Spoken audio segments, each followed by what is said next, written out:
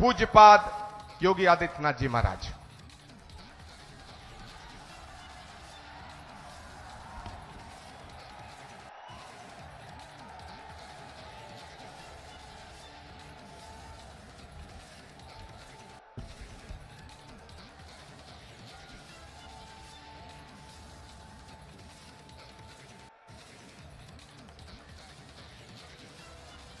देश के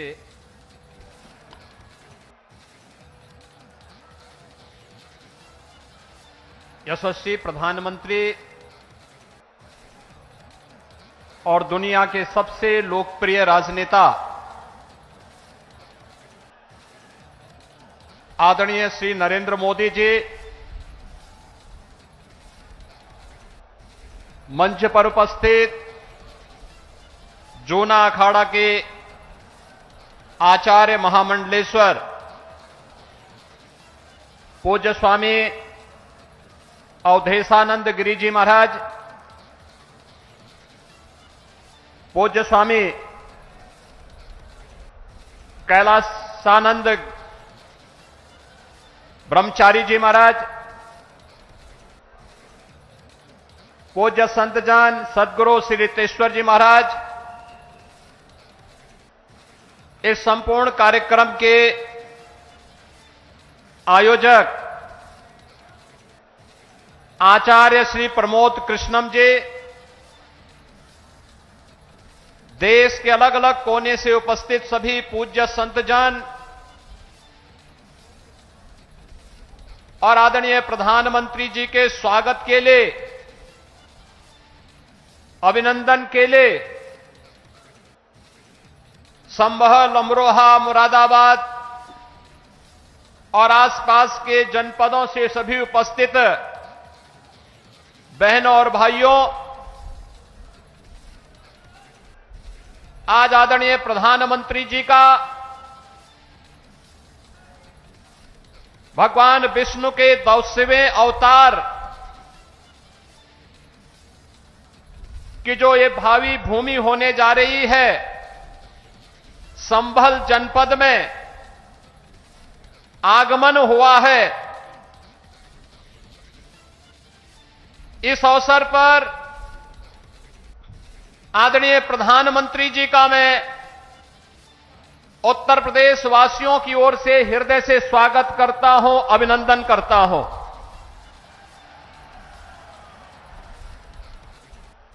अयोध्या में 5 सदी के इंतजार को समाप्त करने के उपरांत प्रभु श्री रामलला के भव्य मंदिर को बनाने और रामलला को विराजमान करवाने के उपरांत पहली बार संयुक्त अरब अमीरात के अबू धाबी में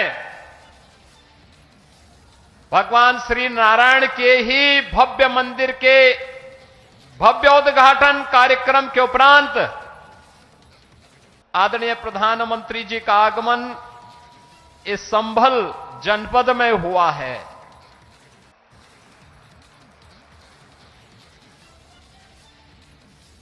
बहनों और भाइयों, हम सबको इस बारे में देखना होगा। पिछले 10 वर्षों में हमने एक भारत का दर्शन किया है, एक नया भारत है,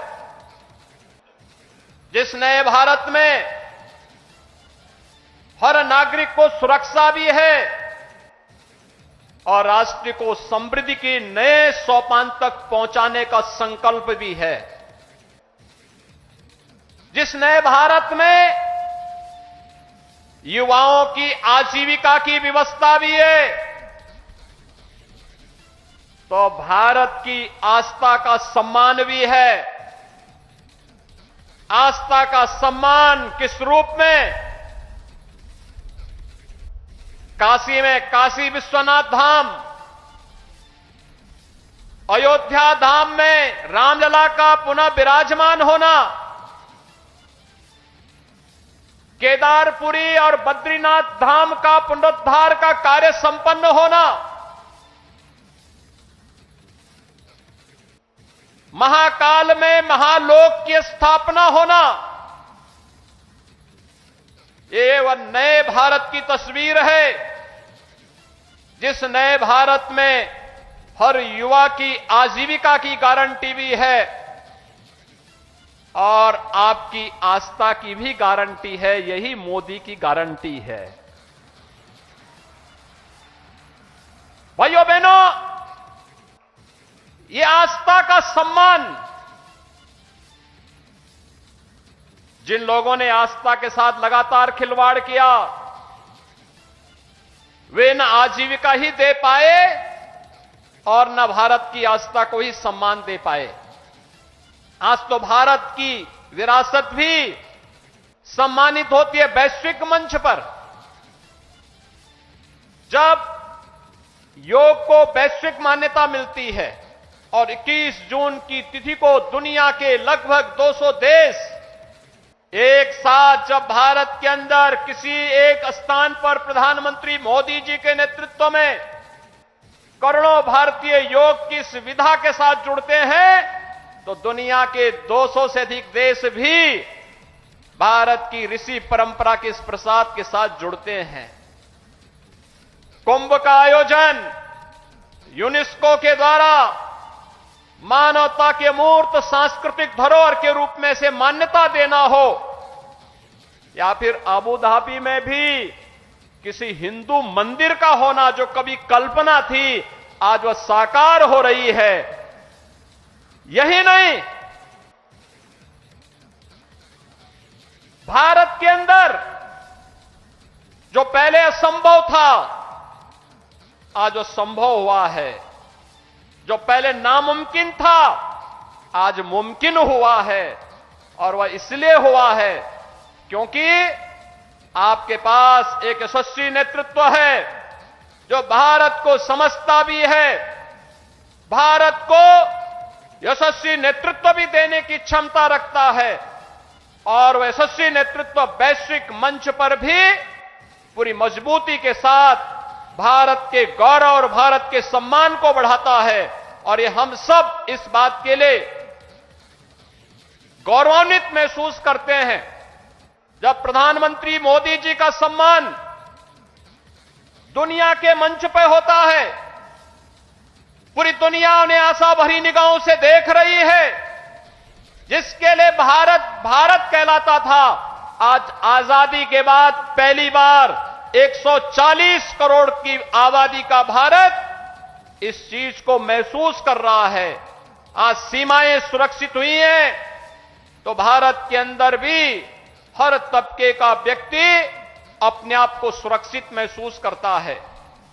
ये संबल क्षेत्र हम सब जानते हैं, यहां पर खेती किसानी के साथ ही इस पूरे क्षेत्र के विकास को लेकर के यहां की कारीगरी और हस्तशिल्प को भी प्रधानमंत्री मोदी जी ने आगे बढ़ाने का काम किया।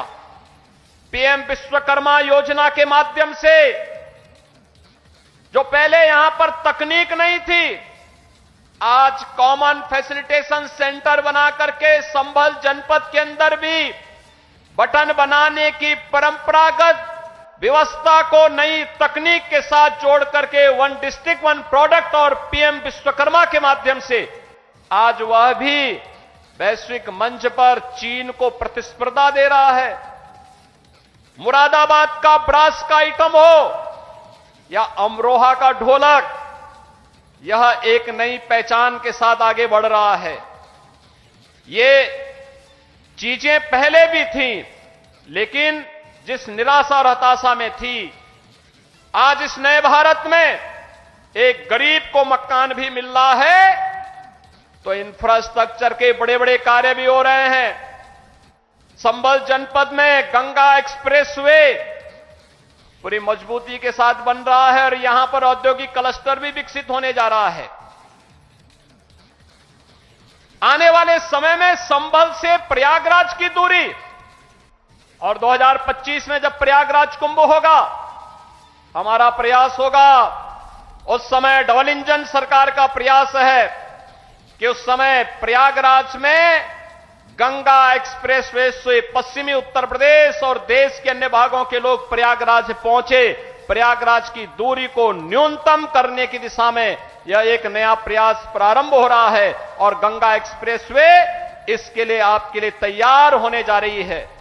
यह जो कुछ भी हो पा रहा है, चाहे वह अच्छा इंफ्रास्ट्रक्चर का हो, चाहे वह मुरादाबाद का बहुत शीघ्र प्रारंभ होने वाला एयरपोर्ट का हो, चाहे वह हस्तशिल्पी और कारीगरों के सम्मान का हो, चाहे वह नौजवानों के रोजगार का हो और चाहे किसानों के आमदनी को कई गुना बढ़ा करके उनके जीवन में परिवर्तन करने का हो।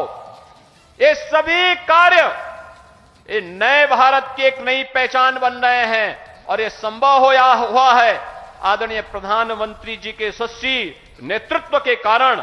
आज प्रधानमंत्री जी का आगमन इस भगवान विष्णु के 10वें अवतार के रूप में भगवान कल्कि, जिन्हें भारत के शास्त्रों ने, चाहे वह महाभारत हो, श्रीमद् भागवत महापुराण हो, स्कंद पुराण हो, विष्णु पुराण हो या अन्य जितने भी ऐसे महत्वपूर्ण शास्त्र हैं जिनका बहुत स्पष्ट कहना है कि कलयुग और सतयुग की संधि काल में, युगाब्द के अंत में भगवान कल्कि का अवतार अवश्य होगा और इस धराधाम में पुनः सनातन धर्म की स्थापना का जो कार्य उस समय अधूरा रह गया है वह उनकी कृपा से संपन्न होगा।